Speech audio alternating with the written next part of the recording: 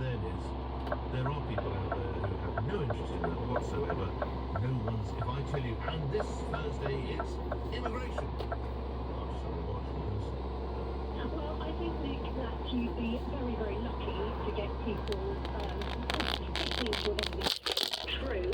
But I think you would if they covered everything, to be quite frank. I think people do have particular issues that they're concerned about. And I think if one of these debates actually touches on that issue, it's different things for different people. You get a lot of people focusing and listening in. I think the problem at the moment is these debates just touch and skim on so many different topics.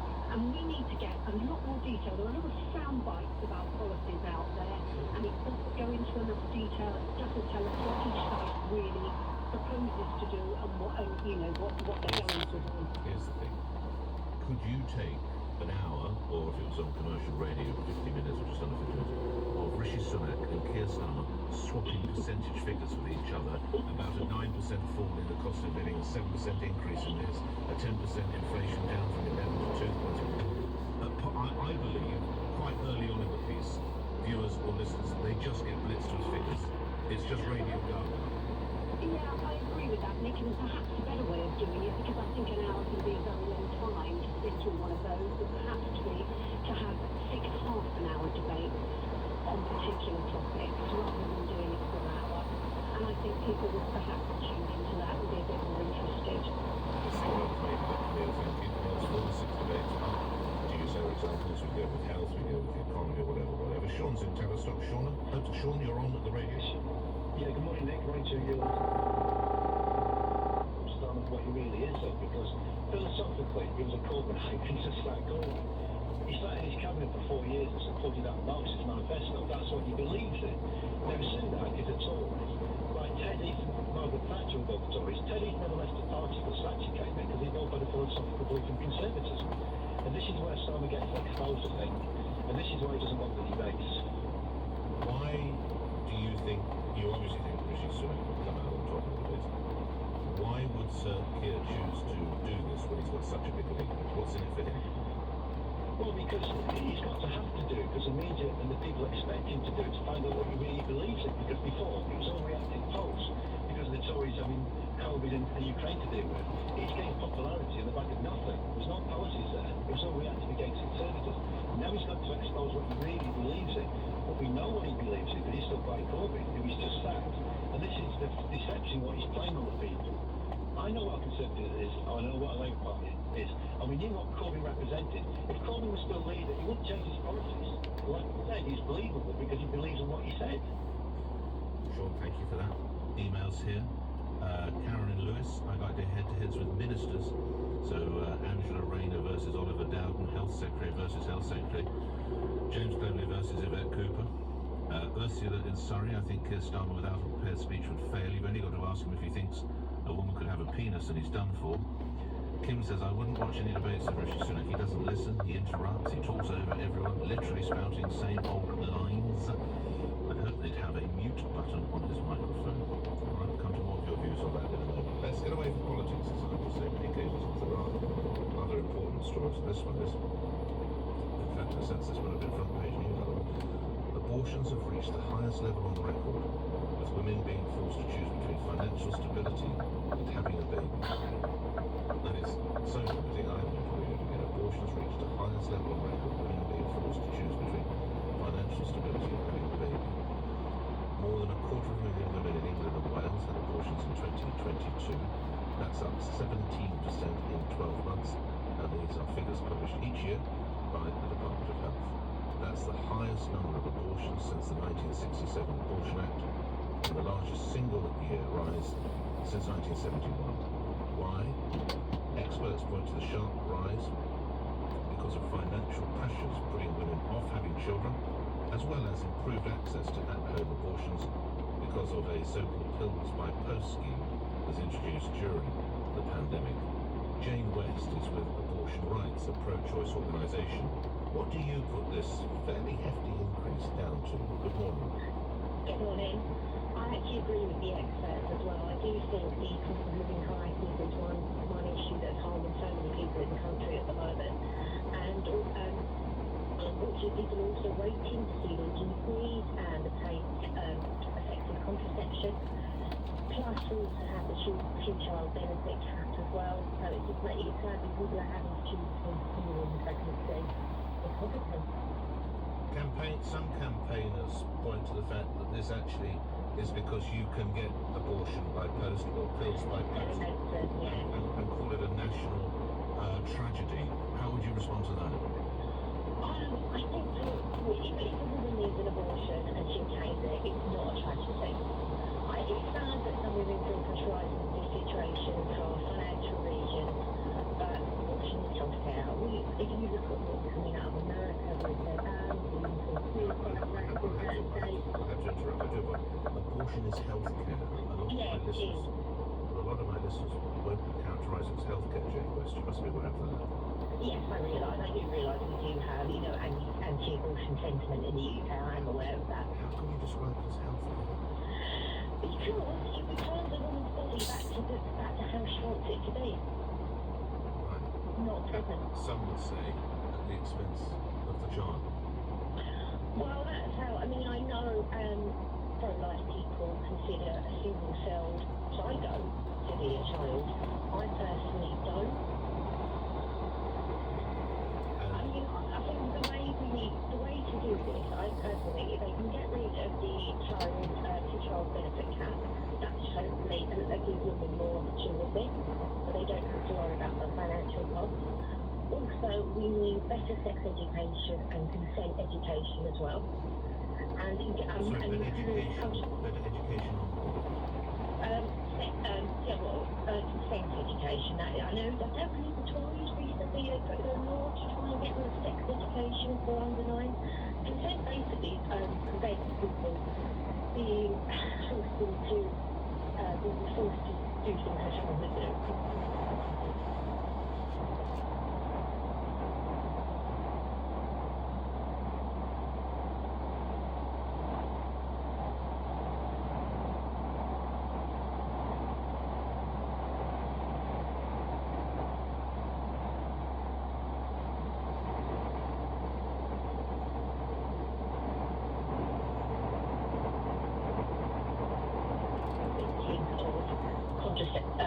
Victims of coercion to become pregnant and now able to obtain an abortion.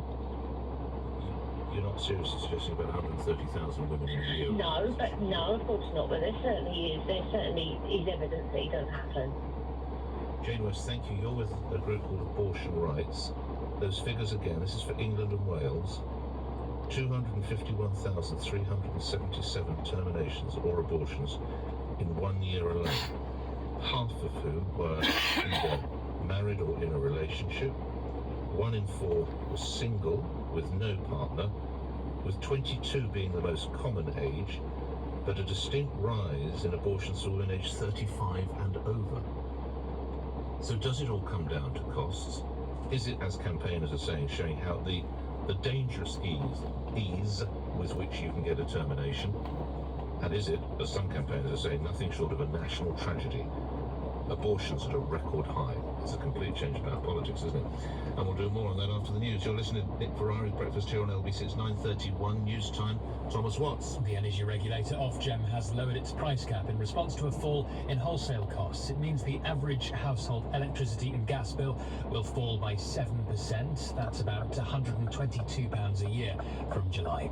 Sir Keir Starmer's rejected suggestions his plans for the energy transition will lead to tens of thousands of job losses. The Labour leaders in Scotland to promote his proposal for a green energy generator. Sir Keir's predecessor Jeremy Corbyn has confirmed he will be standing in his Islington North seat. Sir John Redwood, who's been an MP since 1987, is the latest Conservative to announce he is stepping down. LBC weather: a dry day for most parts of the country with heavy showers in northern England and southern Scotland, a high of 19 degrees. This is LBC. If loose and missing teeth or dentures affect the foods you can eat and make you feel embarrassed about your smile, speak to us at TDC about how we restore full sets of teeth so you get your smile and your confidence back. To learn more and book a consultation, visit smileindaday.co.uk. We're now part of Bupa. It started with an old cabbage. I was going to chuck it out. But my New Year's resolution is being more resourceful. So I searched reducing food waste on TikTok and found loads of videos on there. A kimchi recipe really caught my eye. I gave some to my neighbours and they loved it. And here I am. My first day at the local farmers market was my new side hustle, Colleen's Kimchi. Not bad for back in Stockport. So in the end, because it didn't really work out, I had some full time available during the daytime thanks to the swimming pool where we trained. They gave me some full time just after lunch, which fitted in with my lectures. And then I would also commute back to Stockport. You were already a Paralympic medal winner. I was 5-time Paralympic gold Why medalist. does that not tempting too? How many of those did you have walking in the swimming pool every day? I mean, I'm just trying to get a sense of, It was not the best situation, but I was powerless to do anything. He was the head coach. It was his decision. The squad he put me with, lovely coach, but the times of day that I would need to train and the length of sessions and the number of swimmers just wasn't conducive to the high quality training I'd had prior to going to university. Many of the sessions were finishing at like 10 o'clock at night and I'd have to be back in the pool at 5:15.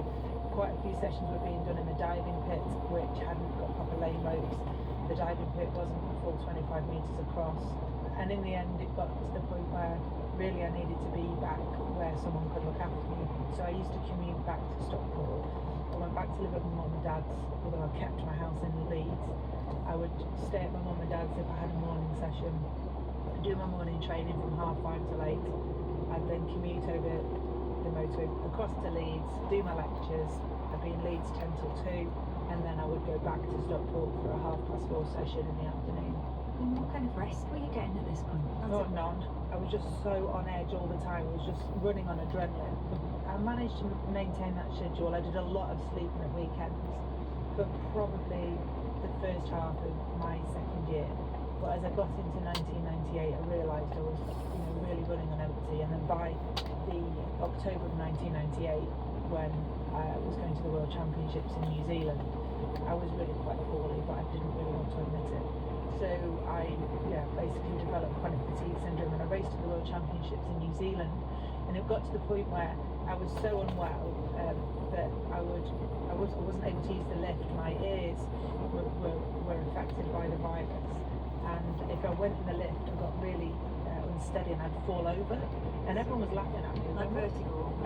I've really no idea. I was also unable to wake up, so I would fall asleep and I'd fall into a really deep sleep, but I would be dreaming of falling, but then I would try and wake up and I'd feel like I was paralysed to the bed.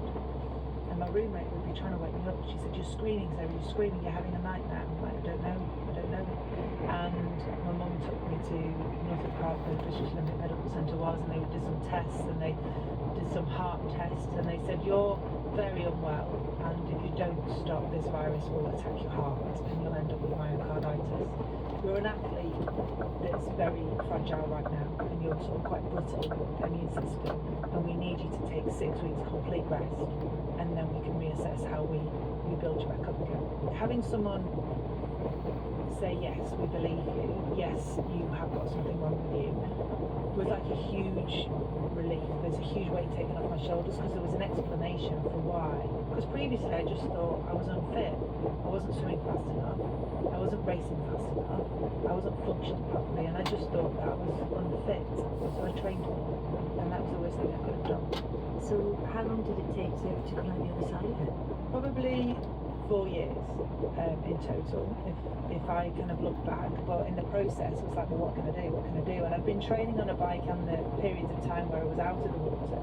So I just kept going down to the velodrome more and more. And at that point, British Cycling had spotted I'd been on the velodrome. I'd met the cycling team in the village in Athens, and they were in the apartment club. And so they asked me if I'd like to do a trial over 3,000 metres. And when I did the trial, the time was a second outside of the world record. And they're like, "Oh, well, where did that come from?" And I was like, "I don't know." And they were like, "Right, well, we need to sort of tidy you up a bit." I mean, I was a swimmer on the bike. I had no technical skills. I didn't look right, And so 3 weeks later, I was at the European Championships, having watched the Tour de France to kind of understand what cycling was about, and I was racing 4 events. One door closes, another door opens. I want to to come back to what happened next in a moment, Sarah, but it's time for some more music first. What's your next track? This is the one by the Stone Roses. I'd agonised for years about it because I didn't want my mum to know or to find out. I didn't want her to think in any way that she hadn't loved me enough, because she had. She simply had. But the curiosity got too great, and I decided to try to find her. I deployed the great journalist Jane Moore, who you will know very well. She's on The Sun and on Loose Women. She'd done this for Friends before, and she found her using one or two journalistic techniques. And it was a bit of a shock, Nick, because I was born in Bristol, brought up in the children's home and orphanage, and I discovered that my birth mother lived in Birmingham. I'd worked in the Birmingham Mail for 2 years. I was working literally 3 miles from where my birth mother lived. Who knows, I might have walked past her in Birmingham city centre at any time. And we find her. I then use my other great friend who you know very well, Amanda Patel. We take advice. That's a pretty powerful trumpet, by the way. You, Jane, and Amanda. I know. Don't get on the wrong side. Some people said we were like a witch's coven. I was going to call you the Witches of Eastwick, but anyway, do go on. But so we took advice from social services and all sorts of people about how to approach Margaret. Should we write her, don't do that, because somebody else might open her letter. If you telephone her, she can just hang up. So the advice was a woman friend, a friendly face, knocking on the door. So, and also, what I note from the book, and I want to talk to you about something that's been put out about the Consortium of Voluntary Adoption Agencies, because you might be aware they've just released figures. More people are being asked to consider adopting children than ever before. Yeah. We'll touch on that. But there's almost a policy. You were not to be within sight. You were not to go down the front drive. You were deliberately kept in a car, sort of around the corner as part of the process. Talk the listeners through that, Andrew. That was entirely so. I was in a cab around the corner of her. She lived in a little semi-detached house in a suburb of Birmingham. So Amanda goes to the front door, she knocks on the door, typical. We're all psyched up for this enormous moment. I'm 48, 49, and I'm really psyched up. We know this is where she lives. Nobody in but a yapping dog. So Amanda is then clicking her heels. It's an autumnal day in Birmingham. The car is all misted up. I wipe down the back screen of the car and I see a Dotnik emerging, and I know with absolute certainty it's her, that my birth mother is approaching the car. I ring Amanda and say, she's walking down the street. Amanda says, bless her, who is? I said, Margaret. How do you know? She said, trust me, it's her. And as she walked past the car, without even giving the car a second look, I thought, my word, I'm going to turn your life upside down. And indeed I did. Amanda then saw her go into the house. She knocked on the door. She had the conversation with her. She showed her the photograph of Patrick James Connolly, which is what I was until I was 3 years old. I was two and a bit then. Various bits of information about the orphanage. She said, how cruel, how sad. It's not me. Closed the door in Amanda's face. We went to the pub. Of course we did, even though it was only 11 o'clock in the morning. Jane Moore rang. You can't say no to Jane. She said, Amanda, you have to go back. Amanda went back, and it was a completely different story. It's me, I'll see you. And then we saw, I don't want to give too much of the book away, but also your birth mother then talked of her faith at that moment, didn't she? And I think she was a woman who was because she's saying, I prayed that you would return to Amanda. Yeah. It strikes me she was a woman very driven by her faith, Andrew. She was. She went to church once or twice a day, every day. Roman Catholic, Irish. She lived in County Mayo in Ireland. She came to Birmingham in the 1950s looking for work. Here's one of the big shocks about the story, Nick. First of all, she said on the door to Amanda, it's all a sin, because she'd had a relationship outside of marriage. But the shock to me, first shock, there were a lot of shocks to doing this story, was that she wasn't 18 or 19 or 20 when she had me, Nick. She was 34. In fact, she was 3 weeks from her 35th birthday. You didn't get many single mums who were a qualified nurse in Britain in 1961 who were 35. So who was the father? Who was she? Was she having an affair with a doctor or somebody at the hospital? Somebody she was trying to protect? Because why was I in the home for 2.5 years? Normally, you'd be adopted within a few weeks, because there was always fewer people who wanted babies. That's what the whole story book then explores. Takes me to Ireland, not once, not twice, and there is a story in there. I know, and maybe my birth father. And that's not give any more away. You talk about shocks on a lighter note, and you and I have known each other for decades. You have teased me that you have absolutely no interest in football, because I do follow it. You used to write match reports for Swindon Town, I can now reveal, Andrew Pearce. I did. You said to people, why do you follow these 22 men kicking a bit of pig's blood?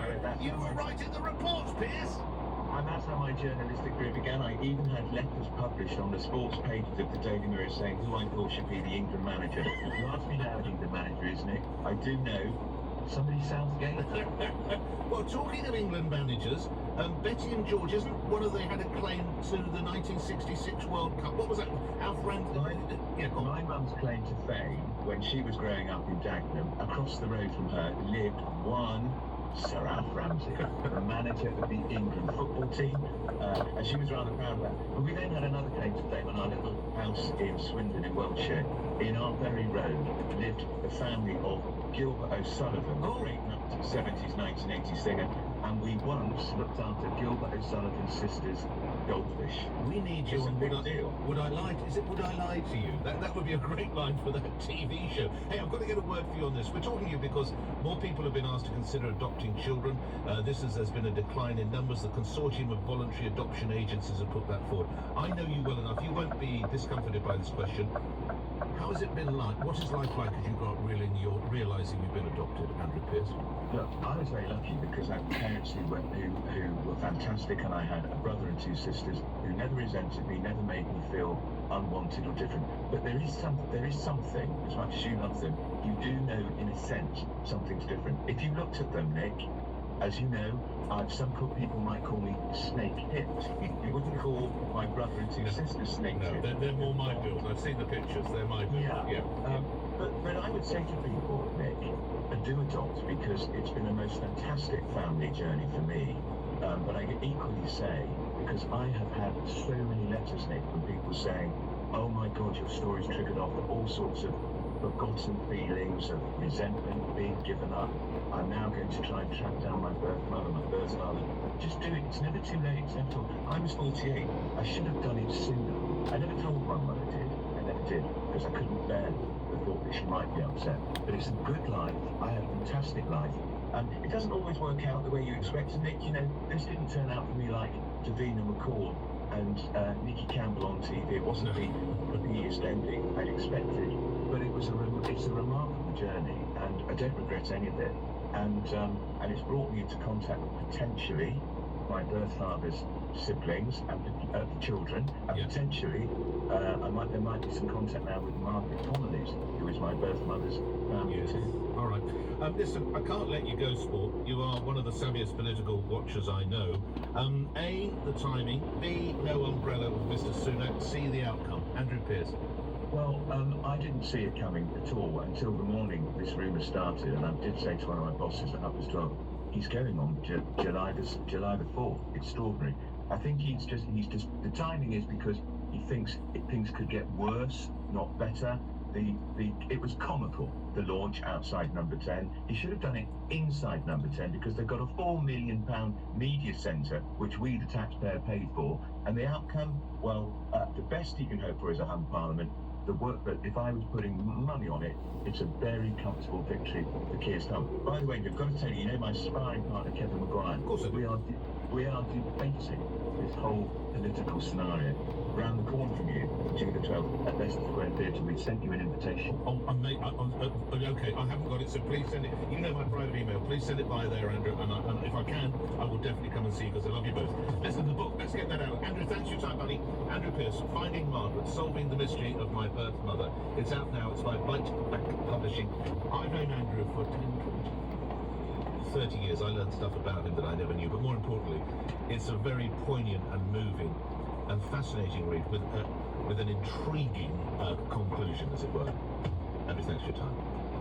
Now, if you are in or around the London area, you need to be aware of extensive road closures this weekend for Ride London, all the way from central London to Essex, which will cause chaos. I'm LBC's Joanne Webb with the latest. You'll hear from Joe after the 9:46 LBC News headlines, read by Thomas Watts. Typical household energy bills will fall by about £120 a year from July. Focusing on energy on day 2 of the general election campaign, and hundreds of sub-postmasters wrongfully convicted of theft and fraud will have their names cleared later. LBC weather, dry for most parts of the UK, some heavy showers in northern England and southern Scotland, a high of 19 degrees. LBC Travel, I'm Joanne Webb. Long delays on the Essex stretch of the M25, anti-clockwise from junction 27 at the M11 to 26 at Waltham Abbey. Delays on the approach. Problems now in New Cross. The A2 Parkfield Road is closed westbound at the A20 Amersham Road junction because of an ongoing police investigation. There are lengthy delays on the approach and on the surrounding routes. Long delays as well on the A3 northbound up to the Tolworth junction. That's because of those emergency repair works where only one lane is open. On the trains, London Overground can't run between Surrey Quays and Clapham Junction because the train broke down. And on the Underground, there are minor delays on the Bakerloo line between Elephant and Castle and Queen's Park. Coming up at 10 on LBC, James O'Brien. Last time Rishi Sunak campaigned on his own personality, he lost to Liz Truss, who quickly lost to a lettuce. Why is he doing it again? James O'Brien on LBC.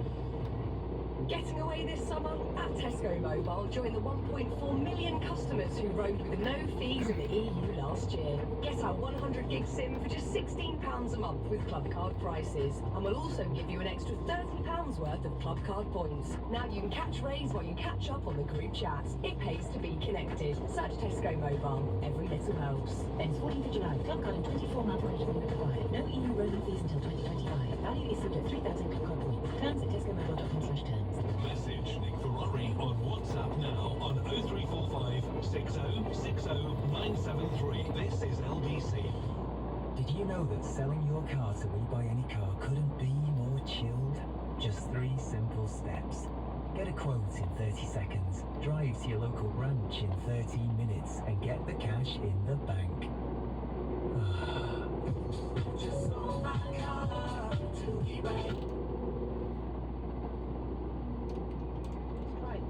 Just him now at home, and that's all the space he needed. It's probably worth mentioning, Sarah, that you did cycle here today to the studio where we're speaking. And obviously you're out on the bike training a lot, and I know you like training outdoors more than indoors, but there is some footage on social media of your account where the weather when you're out in it looks absolutely horrendous. On those days, how do you G yourself up and persuade yourself? Because you must have days when you don't feel like it. Oh, everyone has days they don't feel like it. I think, I had to compete in Tokyo in absolutely horrendous conditions. Oh, that was fog and driving rain. 17 degrees, driving rain, riding around corners with my eyes closed. Got a photograph of that. But you have to be able to train and race in all conditions. You also have to make good decisions. And I do like training outside, but a couple of years ago I was reminded of the importance of making a good decision when I crashed on black ice. I'd not got my mobile phone with me. I'd actually forgotten to put my gilet on over the top. It was a slightly warmer day than I'd anticipated, and my food and my mobile were in that gilet, and I forgot to put it on. So when I crashed and reached in my back pocket, I was like, oh dear, I can't contact anyone. I'm going to have to get myself home. I was right out in the middle of Cheshire. And so do I go to my friend's house, do I go to school? And I was like, well, actually, all of those roads might be icy as well. So I'm just going to have to find the main roads and kind of trundle home. So you do have to make good decisions about the safety of going out when the weather is absolutely horrendous. But yeah, sometimes you just got to pull your socks up and get on with it. It's time for some more music, Dame Sarah Story. Your 7th choice today. What are we going to hear and why? Well, this is another group of artists that have been around. Mode prioritizes your broadband for working from home with faster speeds in more places than anyone else. So, Yeah, I've got you loud and clear as a bell. this is broadband made for working from home. Search EE Broadband, powered by BT. Work mode with EE Smart Hub Plus. To verify, see ee.co.uk/claims. Save on every range in the Oak Furniture Land Big Weekend, with many products now at their lowest price ever. Like a stunning sofa and luxurious bed for basking in bank holiday bliss, or a statement dining table for making every get-together unforgettable. And right now, enjoy 3 years interest-free credit and no deposit to pay from just $4.99. The Oak Furniture Land Big Weekend ends Monday. Finance T's and C's apply. Oak Furniture Land is a credit broker, not a lender. Offer ends 27th of May. Nick Ferrari at breakfast on LBC. Call 0345 6060 973. Ian, coming to you for your view on those TV debates in just a moment, but Paula Vanells has arrived for the 3rd day giving evidence to the Post Office inquiry. Let's cross live.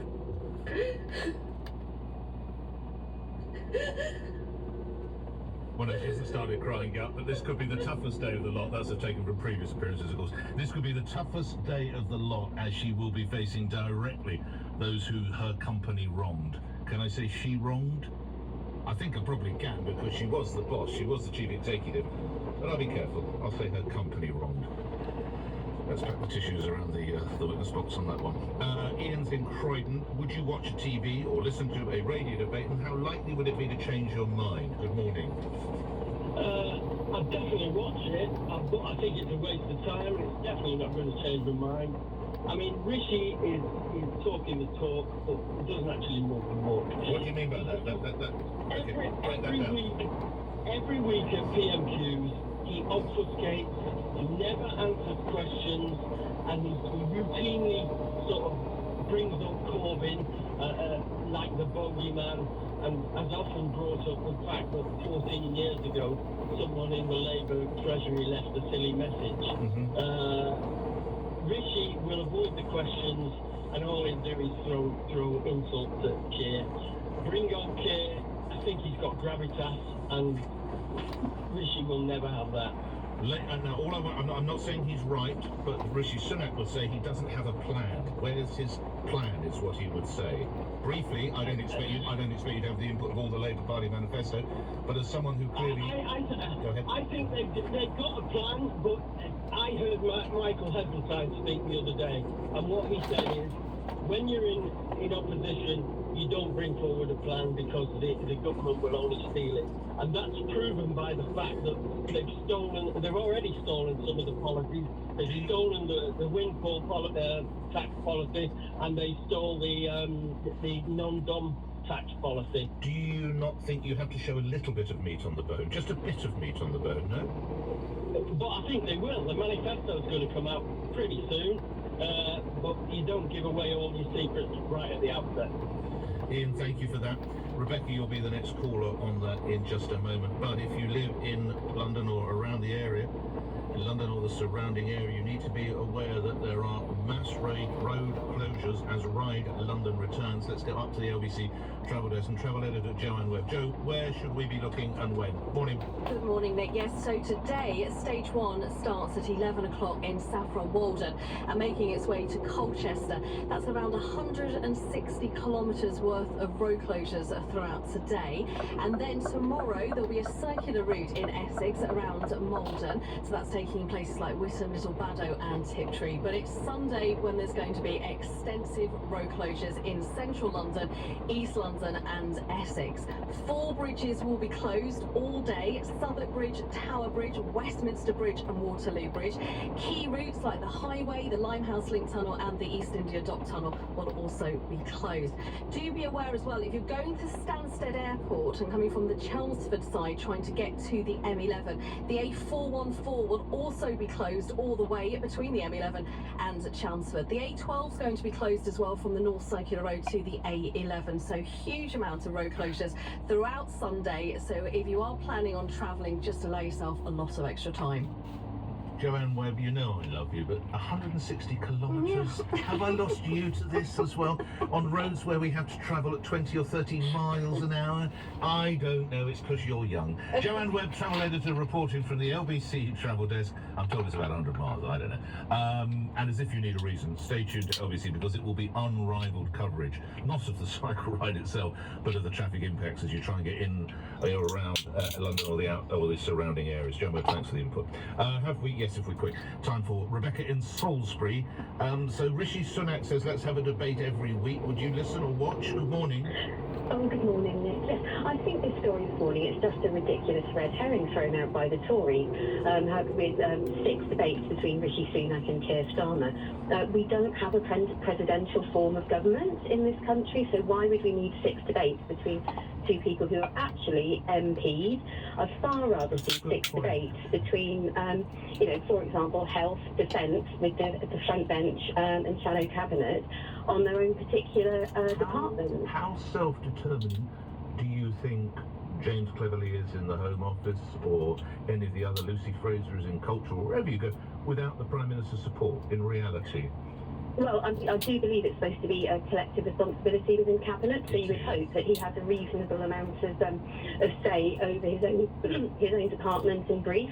Yours is a good point, but do you, and I hear what you say, and you're absolutely right about the difference between party politics and presidential politics, but do you not sense we are going more the, rightly or wrongly, we are going more the sort of American way now with the way we present politics in this country? I do get a sense that we are, but I don't like it. When it comes to Salisbury, and I would not dream of asking you which way you vote, do you vote for who you think the best man or woman is for the constituency of Salisbury, if that's where you live? Or are you swayed by whatever Mr. Sunak might say, or Sir Ed, or Sir Keir, or anybody like that? In Salisbury, we are a very true blue area. I'm happy to say that I'm not true blue. This time what if the candidate were Nick Ferrari, who's worked endlessly for the folk of Salisbury, didn't follow the party line, often had a fight with the party leader, but you knew he was just determined? Would you then say, actually, I vote Conservative simply because of Nick Ferrari? I potentially would, but I have to say I've seen no evidence of it in our particular constituency. Okay. So again, if the person really slaved away for his constituents, then that is something that could colour the vote. Yeah, potentially. It would have to take a lot, though. All right, I can hear you. Listen, thank you for that, Rebecca. Well, I don't imagine there will be those 6 debates for 1 second, but it will be interesting to see what they put together for the radio and TV appearances. And that's the end of my appearance for today, at least. If you missed any of today's show, listen back on Catch Up on Global Player, the official LBC app, where you can also pause and rewind live radio. Download now for free from your app store or head to globalplayer.com. That's me done until Tuesday, because it is a bank holiday. We should say bank holiday. James O'Brien staying coming up the other side of the news here on LBC. I'll be returning to you Tuesday then from 7 a.m. Meanwhile, do have a safe bank holiday weekend. Thank you, Nick. The same to you. It is, well, we're only 2 days in, and already we're spoiled for choice on what the highlights might be. I suppose, most obviously, the man who keeps insisting that the other fella is the one who didn't have a plan, turning up in the rain without an umbrella. The same fella turning up in Wales and sharing enthusiasm for the looming football without knowing, of course, that Wales will not be taking part in the looming football. And then the 2 questioners in the audience who clearly intended to look like employees of the venue where the speech was being given, but turned out to be Conservative councillors in high-vis vests who'd been somewhat cynically planted. I could go on. A personal favourite, actually, this morning. Cheerleaders for Boris Johnson and Brexit suddenly discovering a deep concern about the fate of Diane Abbott. On your radio, on Global Player, and Play LBC. leading Britain's conversation. This is LBC.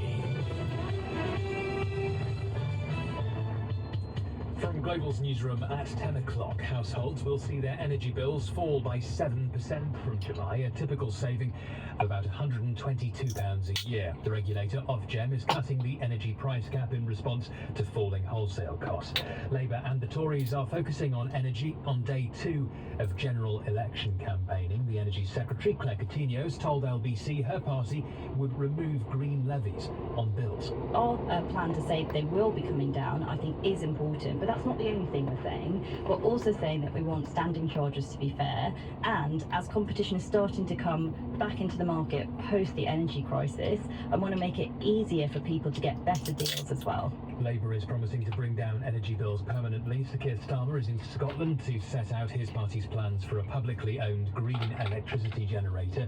He's told LBC a decision on Diane Abbott's future as a Labour candidate will be resolved in the coming weeks. The party leader says her future will be determined very soon. Yeah, of course it will. We've got a cut-off date of, I think it's the 4th of June or thereabouts. So we've got a date in place. Are you hopeful of having her back in the fold? Well, that's a process we're going through. The National Executive Committee in the end will decide that. Ms Abbott was suspended as a Labour MP last April over a letter she wrote about racism. The former Labour leader, Jeremy Corbyn, confirmed he will be standing for re-election in his Islington North seat in London. Sir John Redwood, who's been an MP since 1987, is the latest Conservative to announce he is stepping down. In other news, it's understood a number of foreign tourists were caught up in a beach bar collapse in New Mallorca. At least 4 people were killed and 16 injured in Palma at about 8 o'clock last night. The Foreign Office says there aren't any reports of British victims. Israel says it has recovered the bodies of 3 more hostages killed in the October the 7th attacks. Military officials say Hanan Yablonka, Michelle Nissenbaum and Orion Hernandez were found in Gaza. Poor weather is being blamed for a slump in retail sales last month. Volumes dropped by 2.3%, with clothing and sports retailers among the poorest performers. In the city a short time ago, the FTSE 100 was down 33 points at 83.07. The pound by €1.17 and $1.27. LBC weather, a dry day for most parts of the UK, with some heavy showers developing in northern England and in southern Scotland, a high of 19 Celsius. From Global's newsroom for LBC, I'm Thomas Watt. Oh, that'll be the one in group chat. Colin smashed his fight. Or voice notes 03700 100 444. And if you want to follow us on social media, it's at BBC Woman's Hour. I ask you this because I'll be talking to this year's recipient of the Shackleton Medal for the Protection of Polar Regions. It's a prestigious award given to someone in recognition of the work they've done for our planet. Valerie Courtois will be joining us from Canada. She describes herself as an Indigenous guardian protecting the ecosystem. I'll be finding out what she means. And it's Friday, so a real treat for you today, some live music. We'll be hearing the story of Clara Schumann, known as the wife of composer Robert Schumann, but she was a groundbreaking virtuoso in her own right. And seeing as we've already got Lucy Parham sitting at the grand piano, maybe you could just give us a little taste, Lucy.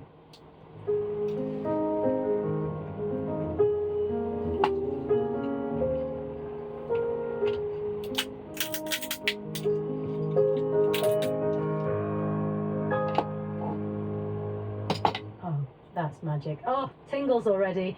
If you are lucky enough to be sitting in your garden in the sunshine with a cup of tea, you are in for a perfect morning.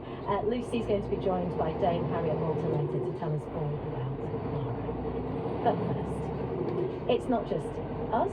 India has a general election happening this summer too, and in the world's largest democracy, female voters could outnumber males for the first time. The penultimate round of voting for the Lok Sabha, or the lower house of parliament, gets underway tomorrow on Saturday the 25th of May, with the final round happening in early June. Let's have a listen to what some women in the state of Bihar had to say earlier this month when asked about the political issues that are most important to them. There should be equality even in Parliament. The ratio of men to women is currently skewed and must be addressed. The most important thing is employment. Everyone must have equal rights. Women should absolutely progress. It will make us feel proud that women are getting opportunities. There has been a shift in mindset. We now want our daughters to achieve what we couldn't. If we had our own money, we would spend it the way we like, on ourselves, on food, on our children. But we are dependent on the money our husbands give us. We would like for there to be businesses where we can work and earn our own money. Safety is the biggest thing for us. Women should be able to go wherever they want to go, whenever they want to go. But right now, women are not safe. We worry something untoward could happen when we are outside. Tea prices need to be reduced. For us women, it's the price of food, everyday kitchen and household items that need to be brought under control. Voices of Bihari women gathered in India by BBC's Samira Hussain. I'm joined now by senior bilingual correspondent in Delhi, Divya Arya. Welcome to Women's Hour, Divya. Give us some context of the types of voices we were hearing there, and are those the concerns that are shared by female voters across the country? Hi Anita, good to be back on the program, and a resounding yes. Price rise, unemployment, control on their lives, safety are definitely issues that concern women, and they are becoming more vocal. We've seen a real difference, I think, in the last 2 decades, especially with more women coming out to vote, but also detaching themselves as an extension of their families or their communities in terms of their decision making their own concerns, which may be coming from their kitchen or if they're working from the job market, but they are their own concerns. Not to say they're not influenced by their communities, by their families' preferences, but they are speaking up their own mind now. So you mentioned that lots happened in the last 2 decades, but what's happened most recently? We heard there from one speaker saying there's been a shift in mindset. We don't want our daughters to have to sort of live the lives that we lived, and make the choices that we made. So I think two distinct things have happened. One is that there is an increased representation of women at the village council levels. That's literally the first level of governance in our country. And there's a law that has increased representation of women at that level. And initially, it wasn't really being truly followed. Women were just being put up as proxies by their husbands or brothers or fathers who were still running the show. But that is changing now. And women, when they're getting elected to those posts at the village level, are the ones taking decisions. So that's given them more authority. That's given them more exposure as well in terms of their rights, what they can demand, and how their lot can be better, which is what these women were referring to. The other is that political parties have kind of woken up and realized that this was a group of people they were not targeting through their policies, through their promises. So they have brought in, and this is across political parties, not just the ruling party right now, which has been in the center for 10 years, but many regional parties, the main opposition party, whichever party, wherever they are in power, at the state level or at the central level, have brought in bespoke policies that give direct benefit to women specifically. Like what? How have the main parties been wooing women voters? So there are schemes that guarantee them a gas cylinder, which is a big thing for women who are still largely in charge of the homes, they're homemakers. There are schemes that enable them to open bank accounts. Now, mind you, a lot of these women, especially in rural areas, do not even have identification cards of any kind. They're just invisible. They have been invisible in their households. Now there are schemes that will give them money to do something and put that money in a bank account and therefore open a bank account for them. So that just changes the game altogether. It suddenly gives them an identity. They're there on paper. Their families can't ignore them because there's money coming to their account. So you see how their negotiation changes within the family completely, and it makes them more of a force themselves. How do things like religion, geography, caste and class influence the way a woman will vote? They make a huge difference, which is where the influence of the community and family also come in. I continuously say that despite these welfare benefits that I was just alluding to, and they do make a difference, definitely make a difference. It's pulling women out to cast their vote. But at the same time, they are a part of the larger picture that a woman is experiencing in her life, and that is determined by her religion. The country is quite divided on religious lines right now. We've historically had caste divisions play a huge role in terms of how people from the so-called upper caste within Hinduism especially treat people from which are considered the lower caste. So that impacts women too. Their economic class impacts their decision making, where they live in the country, whether it is a militarized zone like Kashmir or it is a relatively poorer state like Bihar, from where we were hearing these women's voices, or a very developed state like Tamil Nadu in the south. That will also change what their expectations from the political parties are and how they contribute. The final results will be known on the 4th of June. Will women have outnumbered men as voters this time? Well, I sure hope so. Last election in 2019, they just came like very, very, very close, just a few percentage points, which can mean a lot. We're a country with 1 billion people, so a few percentage points does translate into hundreds of thousands of people. But yeah, they came very close. There's been a mixed report up until now. As you know, India votes in phases, so the election is spread out over a month and a half because it's a huge country, remote areas. There's also safety concerns. So we voted in 7 phases. Initially, there were reports that women were not coming out as much as expected, but those reports have changed. And in fact, in the last phase that voted, there were reports that women came out in larger numbers, in fact, more than men. So where does the final math lie? I don't know, but I think women are making sure they are getting counted, because that's why you and I are talking about it. Absolutely, but when you say safety concerns, what do you mean? Well, there can be attacks on voting booths. there can be disruptions that are caused by various elements who have various reasons to disrupt the electoral process. We saw that happening in areas which are polarized on any factor. That can be religion, that can be caste, and therefore disrupting the political process is kind of saying that we do not trust the powers that be. So those, especially areas like Kashmir, areas in the eastern part of the country where there is Maoist forces are still at play, or places like the state of Bengal in the east, where just the political climate is very charged, and the political workers of both parties, which are considered the front runners, are very violent, and they can be they can just get into fights very quickly, and those fights can actually mean taking away polling booths, voting machines out of polling booths, or disrupting the whole process, or threatening people who are coming to cast their vote.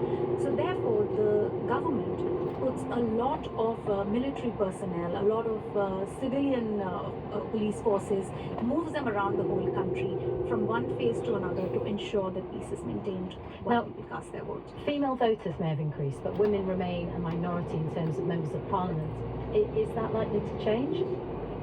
Well, it is definitely likely to change because the parliament finally, after decades and decades of having discussions and stalling, passed a bill that will guarantee representation of women at the level of parliament, just like we have at the level of village councils. But that does not come into force before 2029. After that, how easily that changeover happens, because political parties constantly talk about not enough women to choose from in terms of those they can put up and give tickets to, well, that remains to be seen. It's like the walk the talk phenomena, because across board, Anita, all political parties, it's like a musical chair. There's somebody in power and they're in opposition. Wherever they find themselves, they talk about getting more women into parliament, but everybody is safeguarding the traditional place of men in politics. Do we know whether women are more likely to vote for a woman? That's very hard to say. That's really very hard to say, because there are different kinds of reasons that women are coming into power. Some of them are coming into power as extension of their families, just like a lot of men do through their fathers, brothers, others in politics.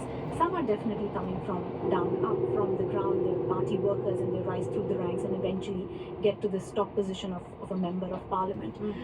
So what they are actually proposing to the voter is not only because of their gender, it's also because of the politics of their party. And sometimes those concerns become larger because it is so hard to get that position in the party. So women cannot take a position that is different from the party, but maybe more pro-gender, if their party is not being that pro-gender. So I think it's kind of simplistic to assume that women, when they come in positions of power in politics, will only speak with women's interest. No, there will be other concerns that will weigh in. And similarly, a woman voter will not only vote on gender. Like we discussed, there'll be so many other concerns that play in. I just want to remind people of some of the figures here. 969 million eligible voters is the largest democracy in the world. The election's taking place over quite a large period, from April to June. Divya, have you cast your vote yet? And can you tell us what that experience was like? Just paint a picture of what it's like for a woman in a metropolitan city in India going to the polling booths is like. Anita, I passed my vote tomorrow.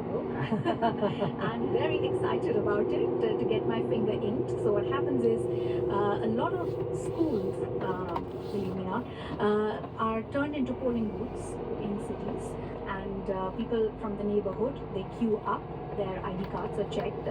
It's quite hot outside, it's 46 degrees as we talk, so we are hoping to go in, like we as in me and my parents, we're hoping to go in really early, around 7 or 8, soon after polling begins, and it goes on till 6 o'clock because it is really hot, so people don't have to like stand in queue in the sweltering afternoon. And then we have electronic voting machines. We essentially have to press a button, and it's a secret ballot, so nobody knows. And then there is a paper receipt that is generated that confirms that your vote has been cast to the party you chose. And then your index finger is inked in black color, and that's supposed to be an indelible ink, and that is supposed to prevent voter fraud. And most of us everything, including me. Flaunt it, take a selfie, and tell the world I've seen we've it. done our duty. I've seen a lot of inked fingers on my Instagram feed. Divya Arya, always a pleasure to speak to you. Thank you for that. That's Divya Arya, the BBC's senior bilingual correspondent in Delhi, bringing us up to date with what's the elections mean to women in India. Now, I've been asking lots of you about how you feel about the land and which bit of this green and pleasant land you would leap to save. Jane says, a bit of land I love most is my allotment in Somerset. Can't afford to own land, but it's one bit of the planet I have some control over and can fill it with plants and pollinators. Kat says, I'm lucky enough to live on the North Norfolk coast, lucky you. The beautiful pine forests and adjacent Holcombe Beach is my go-to place and has been for 16 years. The beach stretches for miles and the sea and skies are ever-changing. The land is looked after by the Holcombe Estate. They do a wonderful conservation job with incredible birdlife such as spoonbills and pink-footed geese and curlews. I'm grateful to have access to this beautiful place. I don't know what I'd do without it. I know that beach. I know it's right, stunning. Keep them coming in. There's lots of you sharing your beautiful green spaces with me. 84844 is the number to text. And the reason we're talking about this is because of my next guest. She was recently announced as the winner of the 2024 Shackleton Medal for the protection of the polar regions. Congratulations to Valerie Courtois for her work revolutionising climate conservation in the Canadian Arctic, and that includes building a national movement of Indigenous guardians to preserve ecosystems. She joins us now, live from Labrador in Canada. Valerie, welcome to Women's Hour. Congratulations. What time is it where you are? Thank you very much. It's almost 6:20 a.m. So it's a little early for me, but I'm super honored to be joining you this morning. Oh, well, we are super honoured. What does the land mean to you? I'm asking all our listeners to tell me what it means to them. What does it mean to you? Oh my gosh. Do you have 2 hours? It's a Woman's Hour. Cues in the title. The land to me is fundamental to my identity, to my understanding of my place in this world, my responsibilities as a woman, as a citizen, but also as just another being amongst this beautiful diversity of other beings. And now your work, which we are going to talk about so everybody understands the incredible work that you've been doing, you've received lots of accolades, but how do you feel about winning this particular one, the Shackleton Medal? It's decided by a group of polar experts at the Royal Geographical Society. As an Indigenous woman, a female to world. It is quite an honor. I've been telling folks that I've never expected to have my name next to Shackleton's name. It is quite something. The spirit of his expeditions, and I've had the privilege of being able to visit some of the places in the Arctic region that he had been by ship as well. And I can imagine partially what he experienced, but I also there's quite a difference in the environment since he's visited. The conditions have changed significantly, and Labrador, interestingly enough, is a bit of a climate refuge where we are isolated from the major changes that we're seeing in the western part of the Boreal and Arctic because of the melting of Greenland, which is cooling our currents, and so in many ways the region where I'm from, which is a polar region, has a particular role as we face and try to understand how to adapt to the realities of climate change. Particular role for the whole planet. Let's understand the work that you do and that has led you to receiving this incredible award. And it's Indigenous-led conservation, and you set up the Indigenous Leadership Initiative 10 years ago. So tell us a bit about that. Yes. So, Anita, as you know, every square inch of Canada is traditional territory to an Indigenous nation, and there's a number of Indigenous nations in Canada, somewhere around 60, depending on how you look at them. 634 reserves. There are 51 Inuit communities in 4 Inuit regions, and countless Métis communities. So we have a landscape that is Indigenous in this entire country. And as Indigenous peoples, part of our identity, as I explained, part of our responsibilities as peoples is to is to have a good relationship with our environments. It's not an accident that my people, the Inuit people, have been here for 10,000 years and have lived sustainably in this very, very harsh landscape because of our relationship with this place. So when Canada announced that it was adhering to international targets around conservation of lands and waters, they also recognized that the only strategy for Canada to achieve that was by working with Indigenous peoples who have been kind of the most innovative and the most ready to do the work on conservation, and not just in establishing protected areas or other forms of conservation expressions, but also of stewarding those areas. So of having humans whose job it is to take care and to bring in all of that incredible knowledge and science that we have from generations of relationship with those landscapes. And now the vast majority of protected areas in Canada have been put in place by Indigenous peoples in partnership with Crown government, and there are now over 200 guardian programs. So almost a quarter of our communities now have guardians working with and for them. And So modern landscapes are better for it. modern science with ancient wisdom, hand in hand, side by side. And you describe yourself as an Indigenous guardian. Tell us about when you talk about guardians. This is what you mean. Anita, actually, I wish I could aspire to be a guardian. In fact, part of my motivation personally in doing this work is when I was younger, if I had the option of becoming a guardian, that is absolutely what I would have done. It is the most sensational job. There is no typical day. You're on the land. You're able to completely express your cultural values and morals and laws. And that is a rarity in this country in terms of the modern day economy. So I wish I was a guardian. A guardian is, we like to say, our eyes and ears on the ground, or our moccasins and mucklucks on the ground. Essentially, they do everything from monitor the world's largest nickel mine to manage national parks, to ensure that community members are well informed of implications for proposed development, to making sure that our leadership in each one of the nations can make the decisions that we ask them to, which is not always easy, because in remote areas, often employment prospects or revenue prospects are rare. And how many guardians are women? I would say, Anita, that in the actual guardians, there's probably a little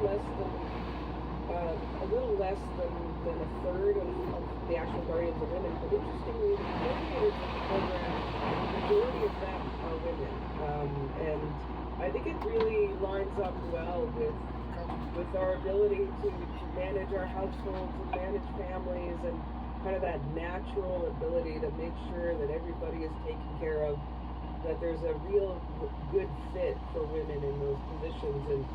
And it's been really great to see how many young, talented, dedicated people are out there and who are doing this not only for their own benefit or the benefit of nations, but also the benefit of the globe, considering that much of Canada is the boreal forest, the largest intact forest left on this planet. You mentioned your childhood there briefly, saying that it was a dream for you to even try and become a guardian. So tell us a little bit about your childhood and your connection to the land and where this passion came from. Well, I grew up in RCMP Brat. So the Royal Canadian Mounted Police is where my father worked, and as a result of that, I moved around quite a bit as a young child, and it explains my English actually. My French is my first language, and so that kind of being unrooted in everyday life led me to want to be rooted in times that I could make that happen. I deliberately sought rootedness as a result of this movement. As a young person, but even when we were moving around, we always, the reserve was always kind of our home base. It's where we would go for the summers, and my family would often come visit me. I remember my grandmother she loved to drive, And so no matter what part of the country we're at some point my grandmother came in her giant car and came to visit. So we had deep connections. My family still lives in the community, etc. So I was able to foster that. And I remember fishing with my grandfather when I was 11. The ice had just left the lake, and we were fishing for landlocked salmon. I put the net, and we were in a little boat, so he was in the back guiding the boat and the motor as I was checking the fish net in the front. And it was cold. I remember my fingers being curled permanently for a long time after I was playing the net, and I heard him laughing behind me, and I was quite a proud kid, and I whipped around and I said, "Why are you laughing? I'm pulling the net, I'm doing it." And he said, No, this is pride. I see that you're in your element. I really hope that you continue to do this when you grow up. Wonderful. Pride and seeing you in your element. I mean, exactly. I just wonder, when I was, and I knew that I was going to be talking to you, and I was very excited to speak to you, the significance of you being an Indigenous woman getting this award was right there at the forefront, because we've covered on this programme the trauma faced by Indigenous people. We've talked about children being removed from their homes, sent to residential schools, and including more recently the bodies of Indigenous children found in unmarked graves across Canada. So how do you feel Indigenous people have been treated in Canada, and then you then getting this award hand in hand? I mean, my father is a survivor of residential school. Many of my family members are survivors of residential school. My grandmother, when she went to school, was not permitted to go past grade 6 because the government estimated that an Indigenous person that was educated could be troublesome, or even that we would lose our status should we choose to go in university at the time.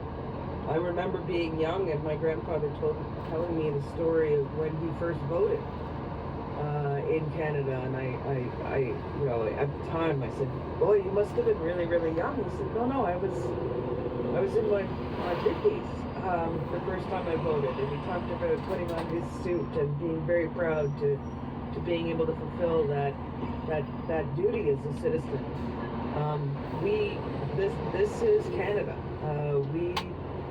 We also still, on a daily basis, face issues of systemic racism and other kind of legacies of colonialism. But Indigenous peoples are very resilient. We're still here, despite all of those efforts, deliberate genocide, all of those things. And we have doctors and lawyers and foresters and professionals in all avenues, and I think it's really great to be getting this recognition, and for Canadian and other societies to see us as a part of that society, as genuine contributors and people who are able to build and help contribute to our collective prosperity, and this recognition helps that. Absolutely, and also that 10,000 years of knowledge and wisdom that absolutely can sit side by side with modern day science. It's been wonderful to speak to you. I watched your TED talk last night, and something really struck me right at the beginning. I'm going to paraphrase, which is, a great leader always leaves people feeling hope. And so thank you for that. Feel hopeful, and these messages coming in from our listeners are very hopeful. I'm going to read some of those out. Valerie, thank you so much for speaking to us so early in the morning from Canada. Congratulations once again. Lots of your messages coming in. Janet says, I would want to protect our local park, Star Park Bank. I worked hard over the last 10 years to renovate it. It's a very special, peaceful walled garden by the sea in North Edinburgh. Jacqueline says, my go-to place is Flamborough. Yes, East Riding of Yorkshire, magically stunning area with the chalk cliffs and caves. It includes Thornwick Bay, North Landing, South Landing, and Flamborough Head, of course. Florence here. Hello, Florence. My special place is North Wales. Snowdonia generally, but the view from bedroom window in particular, where I grew up. Not enough people visit this beautiful and underrated part of our country. You're surrounded by the mountains and the sea, and you have the stunning light of the west coast. Until now, everyone's going to be making a beeline for it this weekend. Now, in case you missed it, in yesterday's programme, which is of course on BBC Sounds, we heard about forgotten women of the circus, including the story of this extraordinary performer. There was an amazing woman in the 1930s called Coringa, who was a big star in her day, but because war broke out and she was kind of pre-television, she kind of got forgotten about in a way. Who was Coringa? What did she do? So she climbed a ladder of swords and she hypnotised crocodiles. And so she laid on a bed of nails and had a concrete block broken over her stomach. And she did all these extraordinary things. She was reputably the highest paid star of the Bertram Mills Circus. But also, apparently, and we don't know if this was her publicity or if this is true, but she was a bit of an activist and she worked for the French resistance. And the story goes that what she did for the French resistance was hypnotise farm animals on enemy lines so that soldiers could cross at night. I mean, what a brilliant story, Coringa. If you want to see images of Coringa hypnotising crocodiles or climbing a ladder of swords, and why wouldn't you, I would urge you to take a look at our Instagram page. It's at BBC Woman's Hour.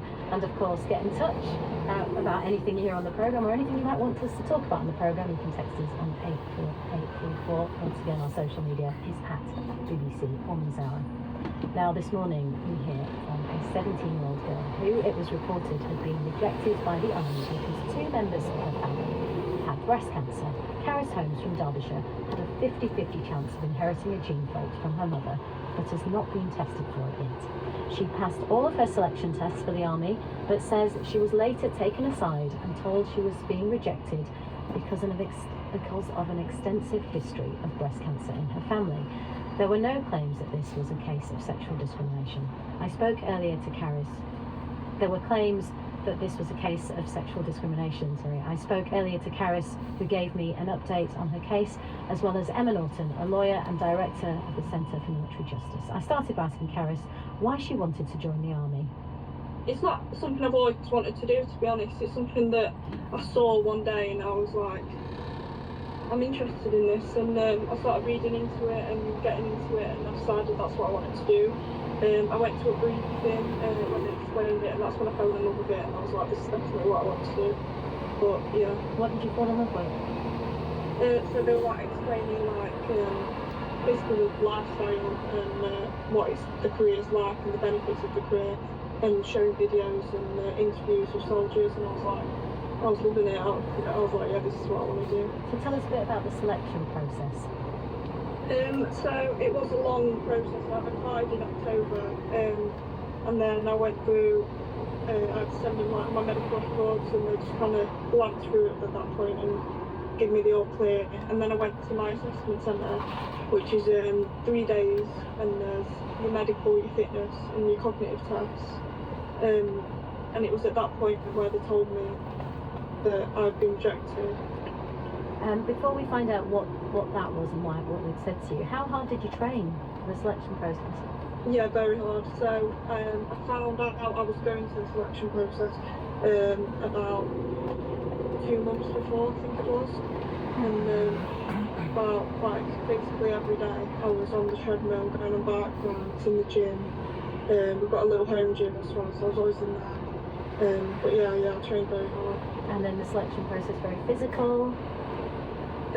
Yeah, there was, so out of the 3 days there was one physical day where you did all your physical tests, and then there was a medical day as well. And how did you do? So on the physical tests I did well, yeah, what I needed to on so there's a medicine ball throw, and then there's a mid-five pull, which is basically like deadlift.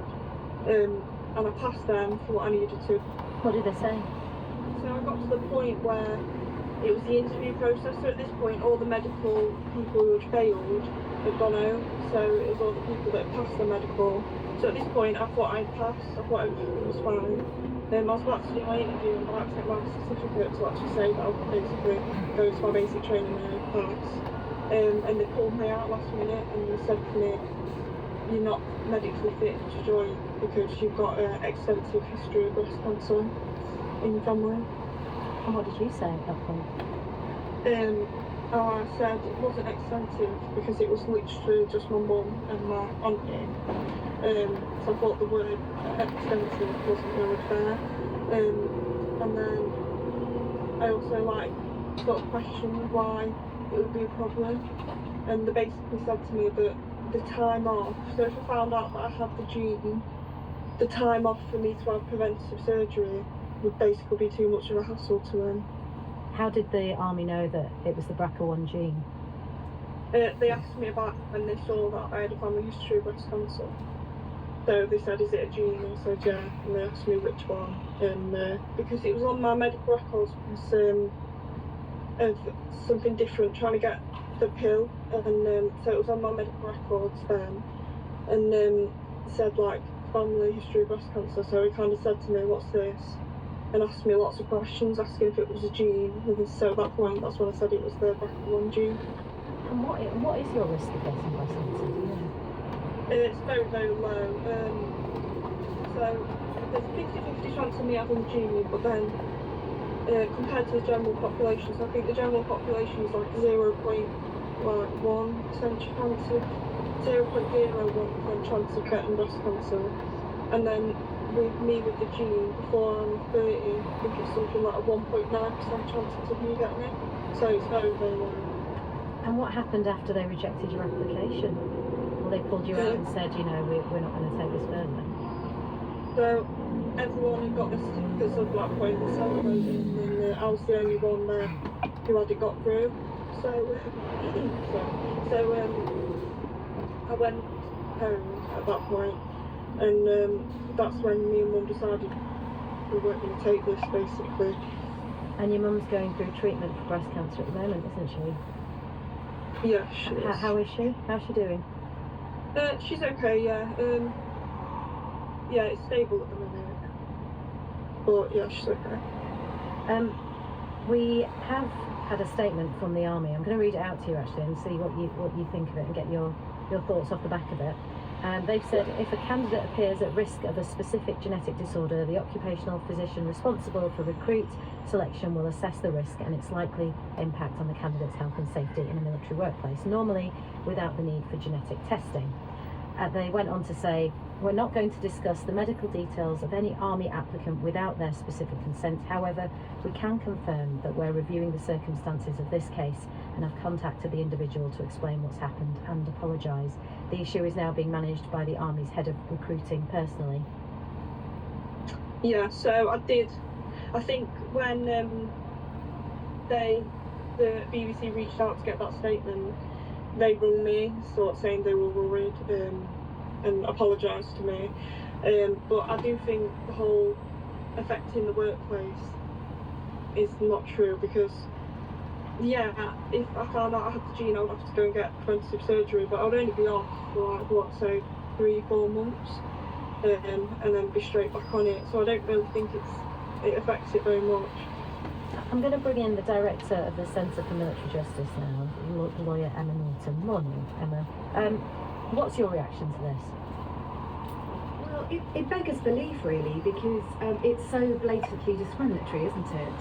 And it seems like they are adopting a policy of excluding anybody who's got what they call an extensive family history of breast cancer, and actually, Karis doesn't have an extensive family history of breast cancer, but even if she did, they seem to be adopting a policy that is going to massively disproportionately impact on women for obvious reasons. Although men can get breast cancer, it's very rare, it's much more common in women, of course. So it's going to have that impact. And it was on the basis of no individual assessment. Although Karis was told we are going to go and get specialist input on this, it doesn't look like they did. And yet they have just very lazily, I think, excluded her. And you do wonder how many other potential applicants might have been weeded out in this similar way, and who didn't realise that they might have been able to do something about it. And it's brilliant that Karis and her mother have. Have you ever come across anything like this before? No, I haven't, and it really does beg a belief, as I say, because this is a time where the army is under a lot of fire for the way it's behaving towards women. They're also under fire because of under-recruitment. You'd think they'd want to be making the army a more attractive place for young people. And actually they just seem to have shot themselves in the foot with this. It's not unusual for the army to reject people on health grounds, though, is it? And they should be able to do that. Absolutely, and there are clearly some conditions where it wouldn't be appropriate. And the army the forces are entitled to take a much more rigorous approach to those kinds of questions, because the things that we ask people to do when they're in the services do require a good level of physical fitness and health, depending on what the roles are. But that's not what happened here. This was a blanket policy of refusing somebody who appears to have a history of breast cancer, who herself has very low risk and who is in very, very good health, and who would in all other respects appear to be a fantastic candidate. And the thing is that even if, and I'm sure people listening might be thinking this, even if Caris were to get breast cancer, and of course we don't want that to happen, Caris, but if someone like Caris were to, why would this be a reason for her not to be able to join the army? Well, exactly, it wouldn't, and it isn't, because as Caris has explained, in fact, if she was going to have preventative surgery, I understand that the time period within which people take time off for that kind of treatment is smaller and smaller. It's a few weeks, I understand. There are multiple medical conditions which people need to have time off for, and the army, the services are perfectly capable of dealing with that if and when it arises, as it does with any other medical condition. You don't have a crystal ball, you can't know what's going to happen in your future. And actually, the brutal truth is, if you're in the services and you develop a medical condition that makes it no longer appropriate for you to serve, they can medically discharge you. So worst comes to worst, they could still do something about it. I mean, you mentioned it there, that men can also carry the faulty gene and develop the disease. And Wendy Watson, who set up the National Helpline for people with a family history of breast cancer, says that Caris's case is one of sex discrimination. What do you think about this? Are you asking me that question? Yeah. I completely agree. It is one of sex discrimination. I think it's more to do with the fact that this policy of automatically excluding people who have a family history of breast cancer, although it can affect men, is much more likely to affect women, and therefore if they're adopting that policy, it's a disproportionate impact on women. And as you know, you're well aware, Grant Shapps, the Defence Secretary, said he sees female recruits as the solution for the recruitment crisis in the army. Does this, well, it makes you even more surprised about this decision? Absolutely. As I say, they really shot themselves in the foot with this one. So what advice would you give to Caris? I mean, she's listening, she's there. Well, we've obviously been talking about this. The Equality Act is very clear. It's not just employees that employers are not allowed to discriminate against. They're not allowed to discriminate against you in the arrangements they make for recruiting you. So if we're right in our analysis about the way in which they've approached this case, they are clearly in breach of the Equality Act, and there is legal action that could be taken. So, Caris, how do you feel listening to all of that? Yeah, agree 100%. Yeah, I was speaking to Emma about taking legal action, but we decided against it when the army kind of redeemed themselves by ringing me and apologising and offering me the job, basically. So, yeah, but I do think, I agree with the whole men thing. I think if it was a man and they had a history of breast cancer in their family, they wouldn't be asked to take the test or be in the same situation as me, or even though it's rarer in men, it's still not fair. So they've offered you the job? Yeah. Are you going to take it? Yeah, I am. How do you feel about it? You know, it's a bit of a bumpy start, but you've got the job. First of all, congratulations. That's a huge achievement. It's what you wanted. Yeah, it is, yeah. I wish it didn't come down to this, really. I wish this wasn't the reason why they offered me the job. And they've said that it was a mistake. They made a mistake, but I think they wouldn't have noticed the mistake if it wasn't for this. The publicity, really. So it's quite sad that it's come down to this, but I am very happy that it's all worked out, basically. Well, you've definitely got a fighter's gene in you. Yeah. That was talking to Caris Holmes earlier this morning, and also Emma Norton, the lawyer and director of the Centre for Military Justice. And the Army have been in touch with us since we heard from Caris, and said they've reviewed her case and concluded that she was wrongly told that she'd been rejected as medically unfit.